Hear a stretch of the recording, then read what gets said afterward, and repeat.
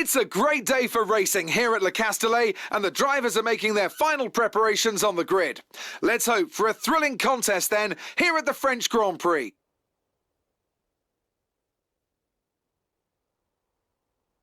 Six lefts and 9 rights give us a total of 15 corners here at the circuit Paul Ricard, and a lap covers an overall distance of 3.6 miles. Average speeds will be somewhere in the region of 142 miles per hour, and they'll be maxing out on the Mistral straight at around 205 miles per hour. Here we are then at the circuit Paul Ricard in France, the 10th race of the 2020 Formula One season. And the standings are starting to take some kind of shape, Ant. Yeah, exactly. You've got your big three jostling for position at the top, so no surprises there. A little less predictable in the midfield, though you could make an argument for Racing Point underperforming somewhat. The two Racing Point drivers denying each other points, perhaps. Well, it's all to race for, and a lot of season left ahead of us. So let's see how it all pans out. With the race minutes away from starting, here's what today's grid rundown looks like. Lewis Hamilton lines up on pole position, edging out Max Verstappen, who'll start from P2. As we continue through the rest of the grid today, we have Bottas, Leclerc, Daniel Kvyat, and Ricciardo, Norris, Vettel, Sainz, and Pierre Gasly, Ocon, Ackermann, Devon Butler, and Albon, Giovinazzi, Grosjean, George Russell, and Aiden Jackson, Magnussen, and Nicholas Latifi. That's it then, it's time to go racing as we head to trackside for today's race. Hey guys, welcome back. It's Jaffmaster Flash. How are you all doing today?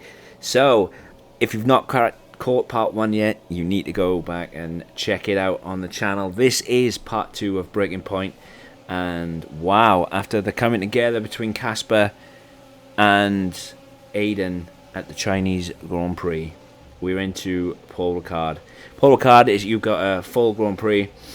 You basically have to get in front of the Renault, beat the Renault, and beat the McLaren at this race. And unfortunately, because I set it on the medium difficulty, I thought that would have been a bit of a struggle, but unfortunately it isn't, not for me. And I don't mean to sound cocky or big-headed, but unfortunately the difficulty is quite low for me.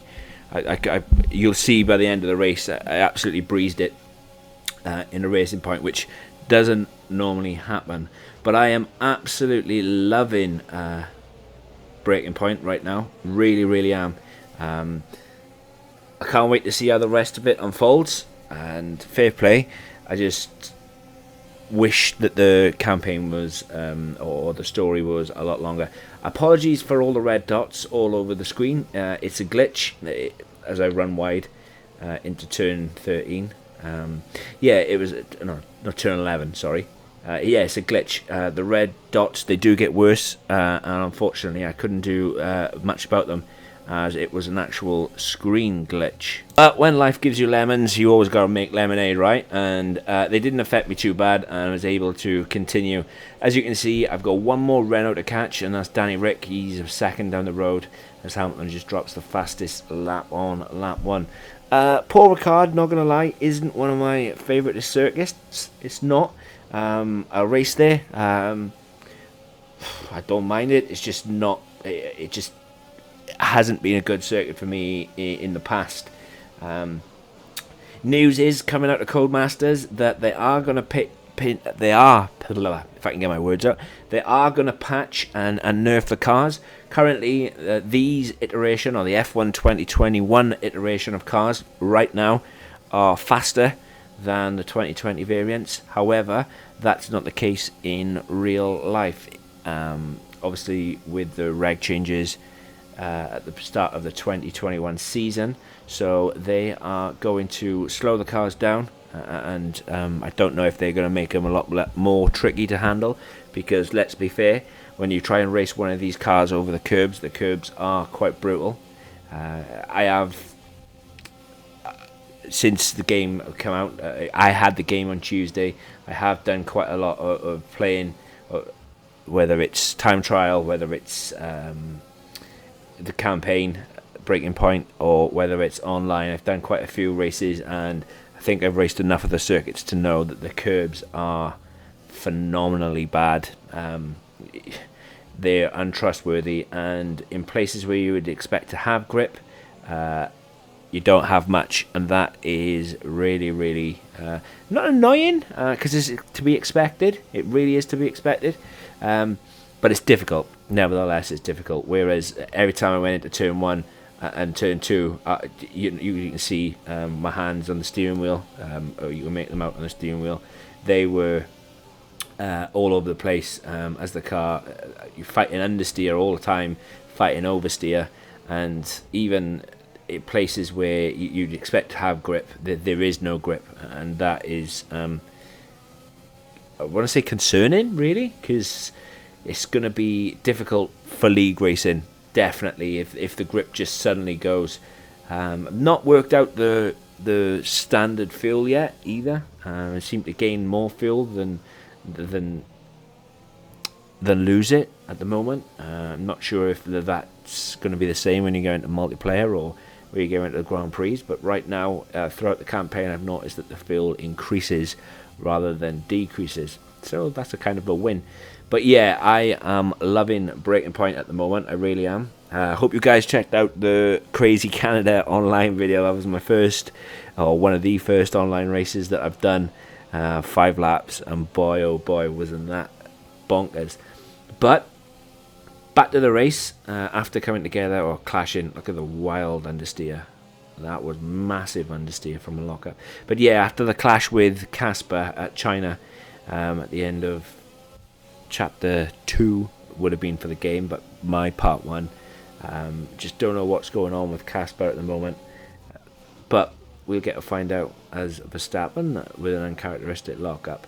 I do like the fact that the AI fight you. As you can see, Verstappen's going to the outside to try and cover off. They do try and come in and get back to the racing line. If you're there, they will back off. But yeah, it's good that they are now fighting you. As you can see, the red dots on the screen, they are starting to get a little bit worse. But there's not a great deal I can do about that. As I said, it was a glitch, and yeah, and as you can see for this race, because you automatically qualify, you don't qualify, you automatically qualify the race. I think I started off in P17, P18. I obviously picked the alternate straps to go on the mediums and then softs, because tyre deg around Le Castellet is extremely poor.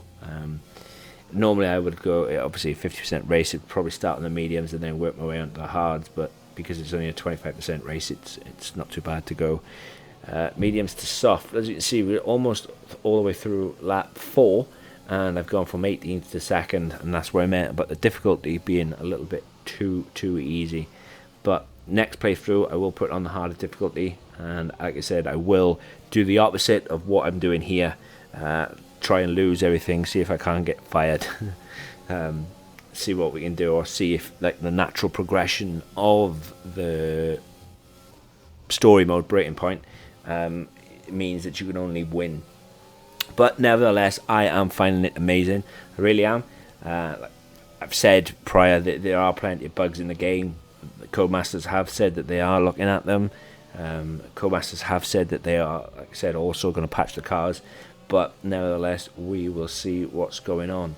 I have a theory. I do have a fan theory already about Breaking Point, and I think the story looks at the Hamilton-Rosberg scenario in real life, and it looks at the Charles Leclerc and Sebastian Vettel aspect of what's happening in Breaking Point, or what will happen. And for those of you who've played all of Breaking Point, for those of you who knows what's going on with Breaking Point, you'll completely understand what I mean.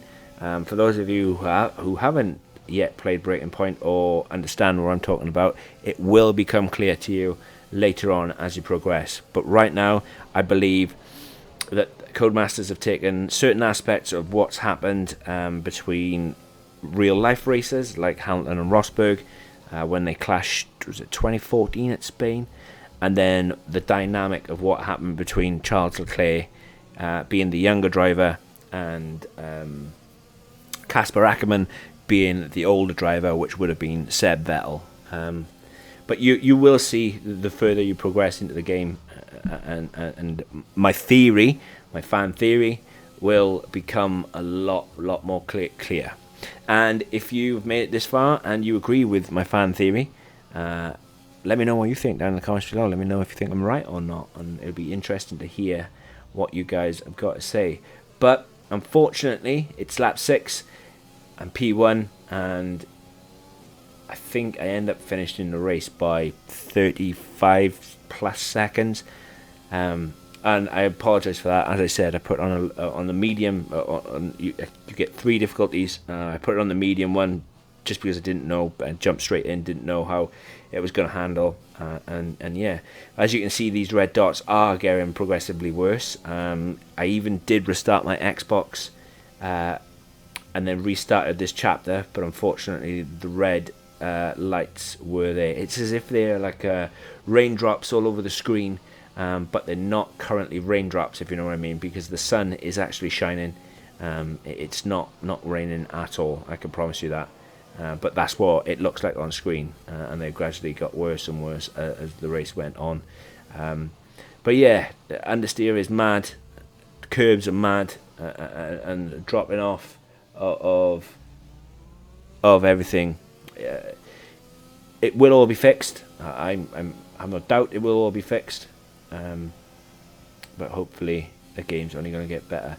But yeah, guys, as I've said, I've got more content. I was going to start the Formula 2 setups and strategies, and I have started posting my strategies or my setups onto a website. I'm in contact with them at the moment, as I almost lost the car. I'm in contact with them at the moment, and as soon as something comes together, I'll link it down in the description below. But yeah, if you guys ever need any help with setups, whether it's F1 for 2021 or F2 for 2021 also, as soon as the patch is in and the cars are good to go, I am going to start dishing out the F2 setup videos. Again, I will do all of them. We'll do all the tracks, cover it all. And yeah, hopefully I can bring you guys a lot more content. My league, BRS, for those of you who have been with me for a while, BRS will be starting to race again. 27th of this month, which is next week, of a fortnight's time, is our pre-season race. We got a social race on this coming Sunday. We got a pre-season race on the 27th, and our first race of the season starts on August the 3rd. So I'm mega psyched for that. Really happy. We got a new grid, new teammate, new team, and yeah, looking forward to it. Really looking forward to it, as I'm still pumping in fast laps. But yeah, I'm gonna pit this lap. I think I might go one more and then pit. No, I can't remember. It was a few days ago that I actually recorded this. But yeah, hope you guys enjoy it.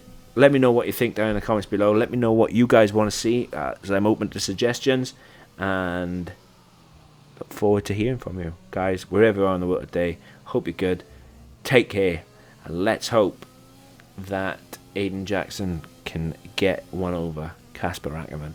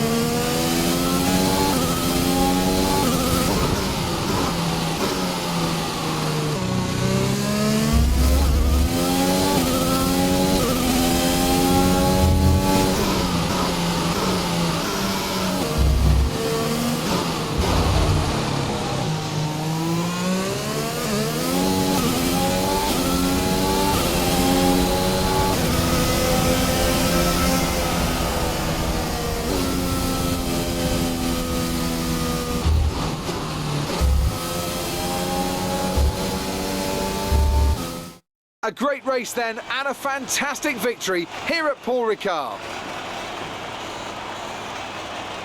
Business as usual for the big three, but a bit of a reshuffle in the midfield here in France. That's certainly much better from Racing Point. Frankly, they should be in the mix more often. On a good day, they're as good as anyone in that midfield pack. And they've certainly proved it today.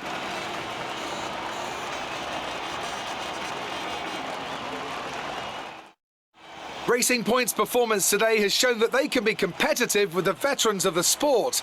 They're making their way out to the podium now as we speak, and the reaction from the crowd must be incredibly uplifting for them.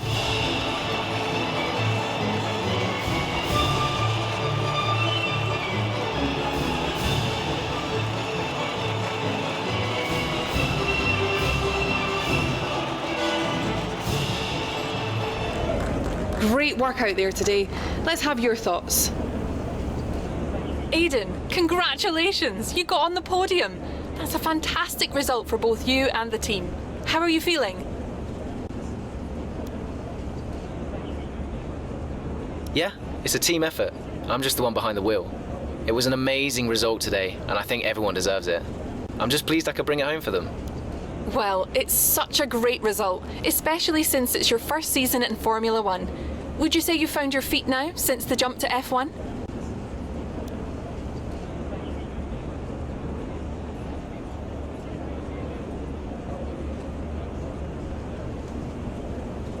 Definitely.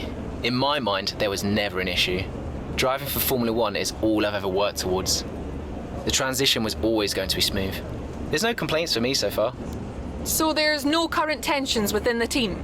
We've all seen that you and Casper have locked horns so far this season. Is that something that's now behind you?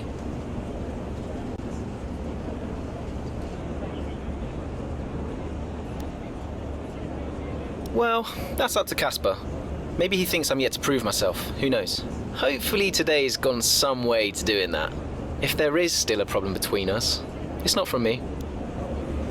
Thank you for your time.